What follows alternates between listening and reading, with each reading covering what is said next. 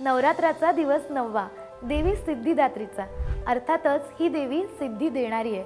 म्हणजे काय, तर क्षमता वाढवणारी आहे, रेझिलियन्सवर काम करणारी आहे. आजकाल स्त्रिया अनेक फेलियर्सना सामोरे जातात, अनेक सेटबॅक्स पचवतात, नातेसंबंधात ताण एक्सपिरियन्स करतात.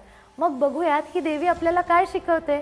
नमस्कार, मी मुग्धा चांदोरकर डाके, आय एम अ सायकोलॉजिस्ट.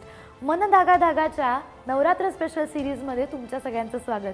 आज आपण बघणार आहोत देवी सिद्धिदात्री आपल्याला काय शिकवते. देवी सिद्धिदात्री हे पुनर्जन्माचं प्रतीक आहे.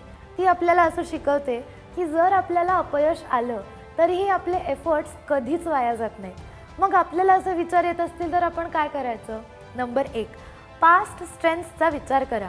मी अशी कोणती संकट आहेत जी याआधी पार केली आहेत, म्हणजे माझ्यात अशी कोणती क्षमता आहे ज्याच्याबद्दल मी आत्ता विसरलो आहे, असं स्वतःला विचारा. Number 2, community support.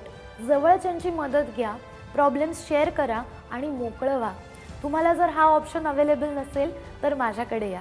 Number 3, celebrate small wins. तुम्हाला जितकं छोट्या छोट्या ज्या काही तुमच्या इम्प्रूव्हमेंट्स आहेत त्या सेलिब्रेट करा. स्वतःकडे वेगळ्या अँगलने बघा. देवी सिद्धिदात्री शिकवते रेझिलियन्स म्हणजे कधीच न पडणं नव्हे, तर पडून पुन्हा खंबीरपणे उभं राहणं. आज आपण नवरात्रीच्या 9व्या देवीबद्दल माहिती घेतली. गेले 9 दिवस आपण वेगवेगळ्या देवींचं वेगवेगळं सामर्थ्य बघतोय. स्त्रियांच्या वेगवेगळ्या 9 समस्या बघितल्या. तुम्हाला याचा फायदा होतोय का? तुम्ही कुठलं सजेशन वापरलं?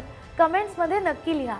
असेच नवनवीन प्रकारचे व्हिडिओज आपण आपल्या चॅनेलवर पोस्ट करतो, त्यामुळे मला फॉलो करायला विसरू नका.